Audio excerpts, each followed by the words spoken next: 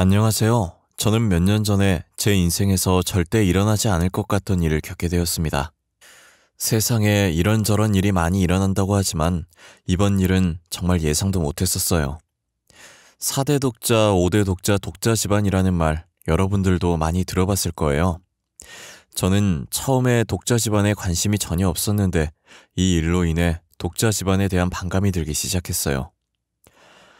제가 이렇게 독자 집안을 싫어하게 된 건 하나밖에 없는 딸아이가 결혼하면서부터인데요. 저는 평범한 집안에 태어나 평범한 집안의 아내를 만났고 지극히 평범하게 회사를 다니면서 딸아이 하나를 낳고 화목한 가정을 꾸렸어요. 이렇듯 저희 가족은 너무나도 평범한 삶을 살고 있었습니다. 아내와 제가 제일 행복했던 순간은 딸아이가 처음 말을 시작했을 때였어요. 다들 처음 자식이 말하려고 할 때 제일 먼저 무슨 말을 내뱉을지에 대한 관심이 많잖아요. 저와 아내도 다른 사람들과 다를 것 없이 엄마와 아빠 중 누굴 먼저 말할지 견제 아닌 견제를 했었어요. 딸은 그런 저의 마음을 아는지 모르는지 해맑게 웃으면서 입을 오물오물 거리더라고요. 당신 잘 봐. 우리 공주님은 무조건 아빠 먼저 할 거야. 생긴 것부터 나를 똑 닮았잖아. 그건 무슨 논리래? 분명 엄마부터 할 거예요. 당신보다 저랑 있는 시간이 훨씬 많았거든요. 내가 그동안 엄마라고 불러보라고 얼마나 가르쳤게요? 저와 아내는 딸을 내려다보면서 유치한 신경전을 벌이고 있었어요. 그러다 딸이 한참을 오물거리더니 진지한 얼굴로 엄빠라고 하더라고요. 처음에 엄이라는 소리를 듣고 아내가 웃으면서 제게 손가락질을 하는 거예요. 그러다 이내 딸이 빠라는 소리를 냈고 저는 환호를 했어요. 딸이 엄마 아빠 싸우지 말라고 공평하게 말해줬다면서 견제하고 있던 둘은 어느새 딸이 천재지 않을까 서로를 얼싸안고 울었던 기억이 아직도 어제 일처럼 생생해요. 저희는 정말 딸밖에 모르는 딸바보들이었어요. 어릴 때부터 부모에게 사랑을 듬뿍 받아야 커서 시집을 가도 시댁 식구들한테 사랑받는다고 외동딸을 신주단지 모시듯이 애지중지 키웠어요. 그런 딸이 어느새 이렇게 컸는지 벌써 어른이 되어 결혼할 남자가 있다고 저희 앞에 데리고 온 거예요. 딱 봐도 딸아이보다 나이가 더 많아 보였고 게다가 얼굴이 어딘가 낯이 익는 거예요. 아니 너 정환이 아니니? 그 왜 빨간 지붕 2층 집에 사는. 역시 아빠도 우리 오빠 알고 있구나. 우리 동네에 오빠 집안 모르는 사람이 없더라. 당연한 거 아니야. 5대 독자 집안으로 얼마나 유명한데. 그래서 네가 결혼할 남자가 진짜 정환인 거야? 왜? 오빠랑 결혼하면 안 돼? 오빠 되게 착해. 나한테 잘해줘. 아빠처럼 다정하고 내가 하고 싶다는 거 다 해줘. 딸이 결혼할 남자라고 데리고 온 남자는 다름 아닌 동네에서 소문이 자자한 5대 독자 집안의 아들이었어요. 제가 독자 집안에 아무 관심이 없었는데 막상 딸아이가 독자 집안 아들을 데리고 오니 걱정이 되더라고요. 더군다나 저희 딸아이도 28살로 결혼 정년기였는데 그 남자는 34살로 나이 차이가 조금 났어요. 솔직히 그 집안이 돈도 좀 있는 걸로 알고 있거든요. 부유한 집안이면 연애를 못하면 선이라도 봐서 결혼을 일찍 하는데 저 정도 나이까지 결혼을 못했다면 분명 결혼을 못한 이유가 있을 거라는 생각이 들었어요. 그래서인지 별로 달갑진 않았지만 딸이 너무 좋아하는 눈치라 상견례라도 해보기로 했어요. 그렇게 상견례 날짜를 잡고 그 남자의 집안과 마주하게 됐는데 사돈될 사람의 태도가 너무 불쾌했어요. 안사돈은 자리에 앉는 순간부터 팔짱을 끼고 저희를 무시하는 태도로 일관했어요. 저희가 무슨 말을 해도 언짢다는 듯한 표정으로 있더라고요. 집이나 혼수는 하지 않는 걸로 합시다. 저희는 며느리를 데리고 살 생각이거든요. 자식이라고는 아들 하나뿐인데 아들이 저희를 데리고 살면서 보살펴야 하지 않겠습니까? 그래도 아이들 의견은 들어보지도 않고 마음대로 정하는 건 아닌 것 같아요, 사돈. 계속 같이 살라는 거 아닙니다. 손자 낳을 때까지만 저희가 데리고 살겠습니다. 아들만 낳아준다면 언제든 분가를 시켜줄 생각입니다. 물론 집도 저희가 마련해주고요. 그렇게 하도록 할게요. 제가 아들만 낳으면 되는 거잖아요. 지혜야, 아들 낳는 게 말처럼 쉬운 줄 아니? 너가 아들 낳고 싶다고 해서 다 아들 낳는 거 아니야. 아들, 딸 골라서 낳을 수 있는 것도 아닌데 애가 무슨 자신감으로 이래? 확률은 반반이잖아. 어떻게든 되겠지. 한 번에 아들이 나올 수도 있는 거잖아. 고지혜, 얘가 아까부터 철없는 소리 하네. 그게 그렇게 쉬운 거였으면 옛날 사람들이 아들 못 낳는다고 고생을 왜 했겠어? 여보, 그만해. 지혜가 하자는 대로 해줘. 저렇게 결혼하고 싶어 하는데 어쩌겠어. 너 대신 나중에 아들 못 낳으면 우리 원망하지 마. 알겠어? 저는 안 싸던 태도에 딸이 잡혀 살 것 같아 말리고 싶었지만 딸이 너무 좋아해서 말리질 못했어요. 그리고 시집가서 경험을 해봐야 깨닫는 거지. 그전까지는 절대 저희 말을 이해 못할 것 같았어요. 딸은 그렇게 제 발로 사람들이 다 피한다는 5대 독자 집안에 시집을 가게 되었어요. 사람들이 피하는 데에는 다 이유가 있을 텐데 딸을 굳이 그 집에 시집을 가서 고생을 하더라고요. 딸은 결혼 전에도 결혼하고 나서도 꾸준히 하루도 안 쉬고 매일같이 운동을 했었어요. 평소에 죽기보다 한약 먹는 걸 더 싫어했던 아이였는데 한약도 하루도 안 거르고 먹더라고요. 네가 어쩐 일로 한약을 다 먹어? 우리가 사주는 한약은 안 먹더니. 요즘 보니까 운동도 하루도 안 빠지고 하는 것 같던데. 이거 아들 낳게 도와주는 한약이래. 2달 동안 꾸준히 마시라고 하길래 먹는 중이야. 운동은 아무래도 아이 가지려면 체력이 좋아야 할 것 같아서 하는 거지. 네가 이렇게 노력하는 거 김서방은 알고 있어? 한 사람만 노력해서 되는 게 아닐 텐데. 김서방은 뭐하고 있는데? 같이 운동하지 그래. 오빠는 일하고 와서 힘들다고 지금 컴퓨터 게임하고 있어. 뭐든 스트레스가 제일 적이잖아. 그래서 게임하길래 아무 말 안 할 테니까 스트레스 실컷 풀라고 했어. 대단하다, 대단해. 그놈의 아들이 뭔지. 요즘은 딸이 대세라던데 굳이 꼭 아들을 낳아야겠대. 독자 집안이잖아. 우리가 대를 끊어버리면 안 되지. 아빠 도와줄 거 아니면 저리 가. 운동해야 하는데 아빠가 계속 말 걸어서 집중이 안 되잖아. 저는 그런 딸이 안쓰럽지만 사돈이 아들 낳으라고 얼마나 부추기면 저러나 싶었어요. 평소엔 귀찮아서 운동도 안 하던 애가 아들 하나 낳겠다고 저렇게 열심히 하는 거 보니 짠했어요. 제가 대신 해줄 수 있는 것도 아니니 조용히 지켜보는 것밖에 할 수 없었어요. 아내도 딸이 저희 집 올 때마다 몸에 좋은 음식들 해주는 것밖에 할 수 없다고 늘 한숨만 쉬었어요. 그런데 좀처럼 딸의 임신 소식이 들리지 않았어요. 시간을 흘러서 28살이었던 딸은 벌써 35살이 되었고 양손 가득 짐을 들고 저희 집에 왔더라고요. 어찌나 울었던지 눈이 퉁퉁 부어서 제대로 뜨지도 못하고 있었어요. 지혜야, 어머 우리 딸, 꼴이 이게 뭐야? 너 울었어? 손에 든 짐들은 또 뭐고? 설마 너 집에서 쫓겨난 거야? 그런 거야? 집에서 쫓겨났다니? 그게 무슨 말이야? 어디 보자 우리 딸. 아유, 얼마나 울었으면 애가 눈도 못 뜨네.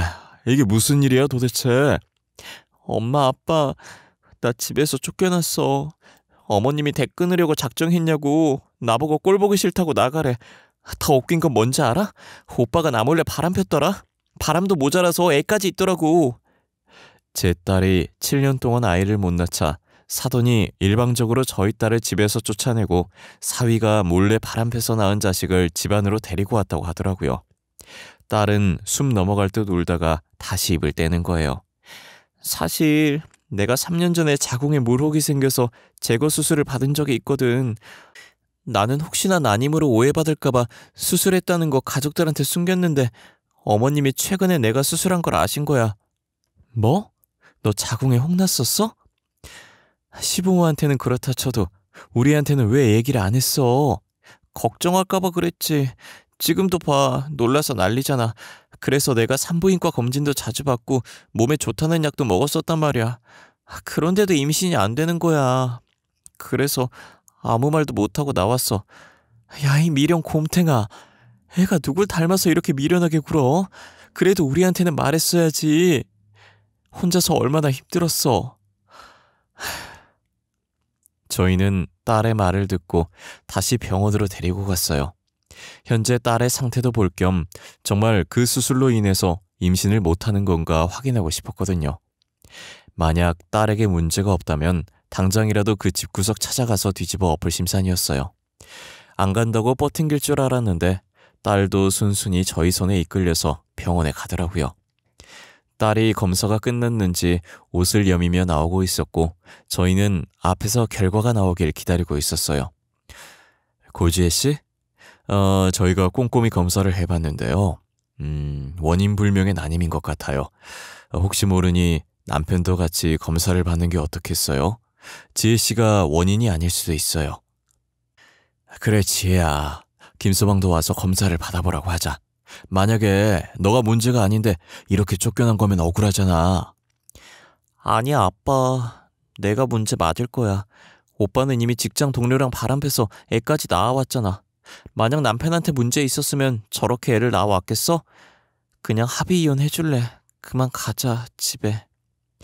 딸은 사위가 바람펴서 애까지 낳았는데 무슨 문제가 있겠냐고 자신이 문제인 것 같다면서 스스로 합의 이혼을 해주겠다고 했어요. 딸이 시댁에서 쫓겨나고 거의 강제로 합의 이혼을 해준 후 상간녀를 아예 시댁에 끌어들였더라고요. 동네가 좁으니 동네 사람들이 하는 얘기가 들려서 알고 싶지 않아도 그 집안 소식을 듣게 됐어요. 그러다 한날은 아내가 시장에 장 보러 왔다가 웃으면서 들어오는 거예요. 저는 단순하게 장을 싸게 보고 와서 기분 좋아서 웃는 건 줄 알았어요. 왜 그렇게 웃으면서 들어와? 세일하는 거 있었나 봐? 아니, 그게 아니고 글쎄 김서방네 지금 난리도 아니더라. 상간녀가 아들 낳아왔었잖아. 사돈어른이 아들 잘 키우는 게 기특해서 자기가 가지고 있는 고향 땅을 선물로 줬다더라고. 아, 그래? 근데 나 그 집구석 얘기는 안 듣고 싶은데. 우리 귀한 딸 쫓아내고 지들끼리 잘 사는 걸 나 절대 못 봐. 잘 살긴 무슨. 둘이 그 집안에 같이 살긴 했어도 결혼을 안 했었나 봐. 최근에 날짜만 잡아놨었대. 근데 상간녀가 간도 크지. 결혼식 하루 전날에 아들 두고 야반도주를 해버렸대. 뭐? 그럼 결혼도 안 한 여자한테 아들 낳았다는 이유로 고향 땅을 홀라당 넘긴 거야? 야, 진짜 그 사람들도 대단하다. 아들이 뭐라고 그렇게까지 하냐?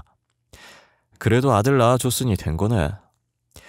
저희 딸을 시댁에서 쫓겨나게 만든 장본인인 여자가 아들을 두고 야반도주를 했다는 얘기를 아내가 장 보러 갔다가 듣고 왔더라고요.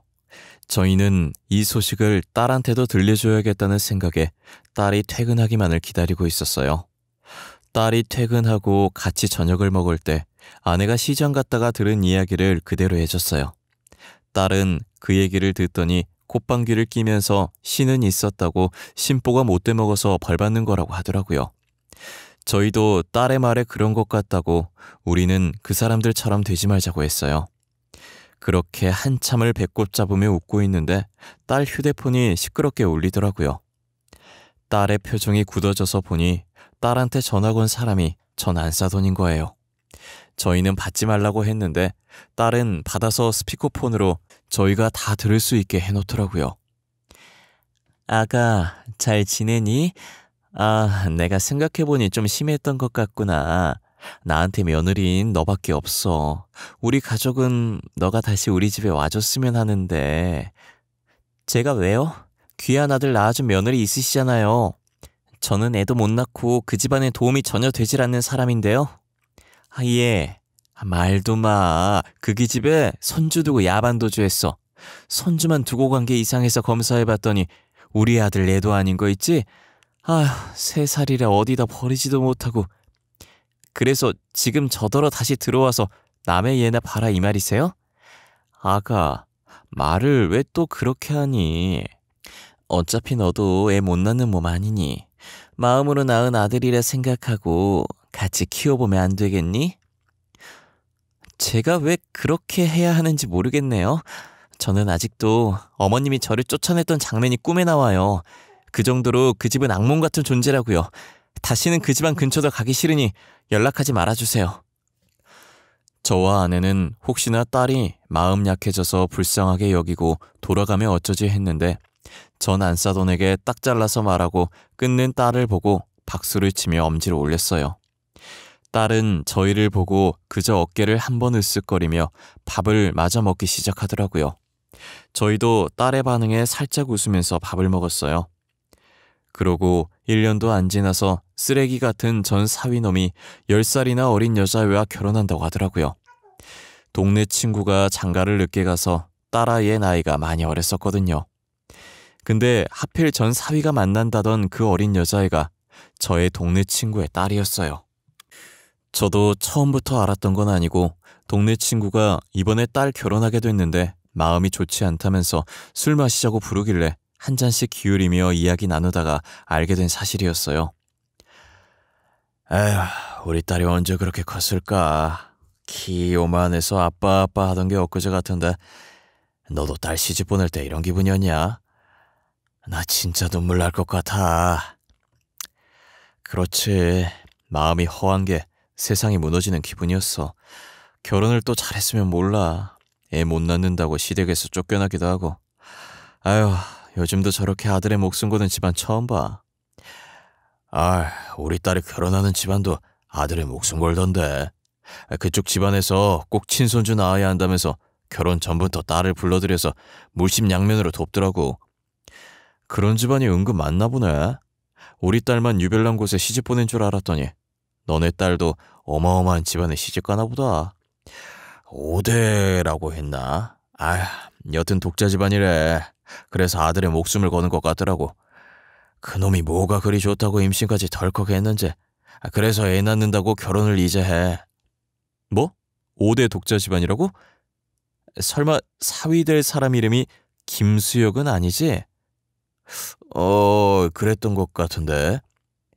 근데 우리 사위 이름을 네가 어떻게 알고 있냐? 우리 딸내미 결혼하는 것도 내가 말해줘서 한 양반이? 야, 그 결혼 당장 취소해. 절대 하지 마. 네 딸 내 아들이면 차라리 그 집에 아들 버리고 나오라 그래. 동네 친구가 5대 독자라고 하는 말에 설마 하는 마음으로 사위 이름을 말했더니 역시나 친구가 딸을 그 집안에 시집 보내는 거더라고요. 저는 절대 안 된다고 결혼 당장 취소하라고 말했어요. 야, 네가 뭔데 우리 딸 결혼을 하라 마라 그러냐? 우리 사이랑 아는 사이야? 우리 딸이랑 결혼했던 놈이 그 놈이야.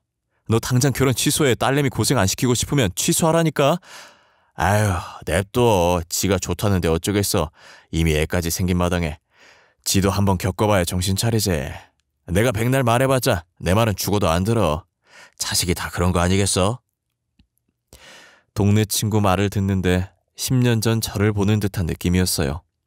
생각해보니 저희 딸도 제 말은 죽어라 안 듣고 자기 하고 싶은 대로 했었거든요. 친구 말도 맞는 말이라 더 이상 말리지도 못하고 답답한 마음에 술을 입에 때려 넣었어요. 그래도 딸이 아들 낳아서 그런지 아직까진 시댁에서 엄청 잘해주는 것 같더라. 우리 딸이 낳은 애가 아들인 거 확인하더니 신혼집도 공동명의로 만들어주더라니까. 대체 아들이 뭐라고 그렇게까지 목숨을 거는 건지. 솔직히 김씨인 사람이 얼마나 많은데 본관 같은 사람도 많을 거 아니야. 그 사람들 중에 누구라도 대 이어주지 않겠냐고. 그러게나 말이다. 지금이 어떤 시대인데 아직까지 아들 딸 따지고 있는지.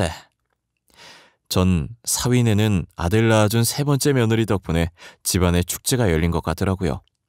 그렇게 친손주 타령을 하더니 바람대로 친손주 봤으니 지금 얼마나 기분이 좋겠어요. 이제 안동 김씨 집안의 대를 이을 수 있게 됐으니 세상을 다 가진 기분이지 않겠어요.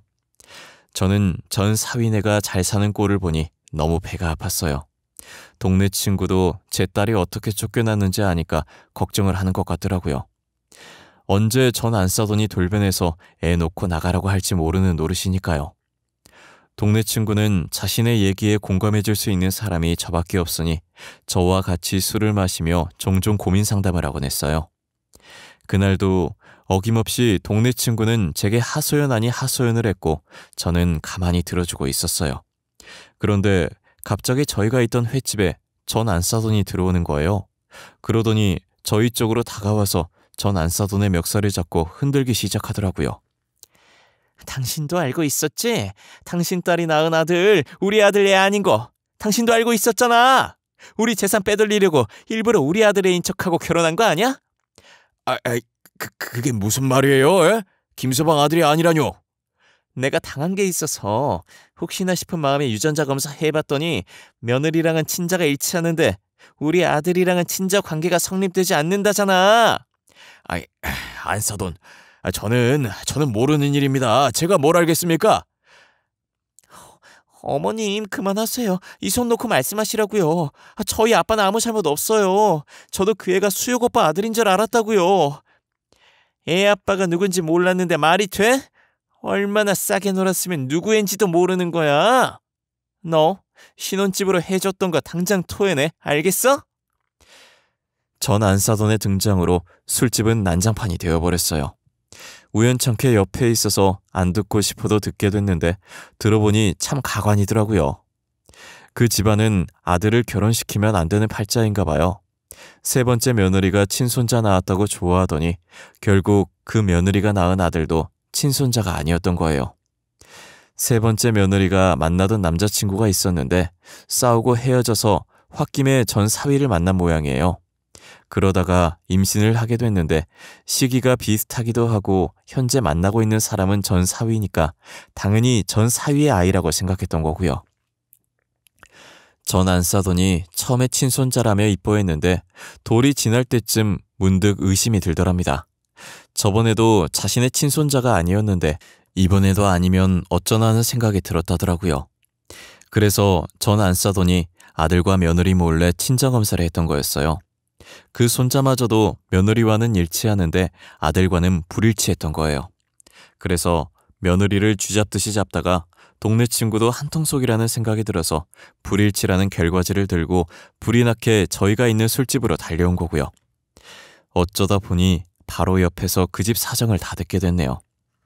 그 집안은 전생에 무슨 죄를 지었길래 남의 자식을 둘씩이나 키워줬을까 싶어요. 아무래도 전생보다는 현생에 지은 죄가 많아서 신이 노하셔서 벌을 준 것 같지만요. 그렇게 아들 타령 해대더니 결국 그놈의 아들 때문에 자기 발목 자기가 잡은 셈이죠. 나중에 들리는 소문에 의하면 세 번째 며느리는 자신의 아이들 데리고 가는 조건으로 합의 이혼을 한 것 같았어요. 이혼했다는 소문을 들은 지 일주일 정도 됐을까 딸과 같이 과일을 먹으면서 TV를 보고 있었는데 또다시 딸에게 전 안 싸더니 전화를 한 거예요. 이번엔 무슨 볼일이 있으셔서 전화하신 거예요? 더 이상 할 말이 더 남았나요?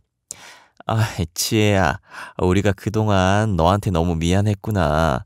괜히 너한테 불임이라고 욕하고 내가 정말 미안했어. 진심으로 사과할게.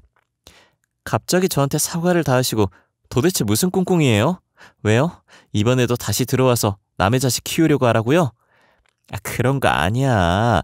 내가 진짜 미안해서 그래. 그동안 너한테 문제가 있다고 생각했는데 그게 아니었지 뭐니. 글쎄 우리 아들이 무정자증이더라고. 뭐라고요? 무정자증이요? 어머 어떡해. 그 인간 씨 없는 수박이었어요? 아니 무정자증인 건 또 어떻게 알았대요? 직접 병원 가서 확인한 거예요? 우리 아들이 이제껏 친자식이 하나도 없으니 의문이 들었나 봐. 그래서 병원을 가본 것 같더라고. 지금 자기 무정자증이라고 울고 불고 나한테 너 왜 쫓아냈냐고 다시 데리고 오라고 난리도 아니야. 그러게 있을 때 잘하시지. 이미 배는 떠나버렸는데 어쩐대요. 저는 돌아갈 생각 죽어도 없는데. 씨 없는 수박도 받아줄 착한 며느리 찾아보세요. 그 인간이 며느리감 잘 데리고 오더만요. 지혜야, 내가 그동안 미안했다. 반성 정말 많이 했어. 우리 다시 잘해보면 안 될까?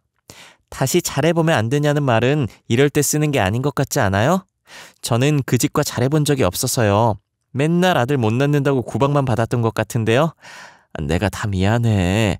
어리석었던 행동들 다 잊고 새로 시작해보면 안 되겠니? 죄송하지만 그건 안 될 것 같아요. 저는 그 집에서 쫓겨났을 때부터 이미 마음이 떠났거든요. 더 이상 제가 드릴 말이 없어서 이만 끊겠습니다. 전 안사도는 염치도 없이 계속 저희 딸에게 잘해보자고 연락을 하더라고요.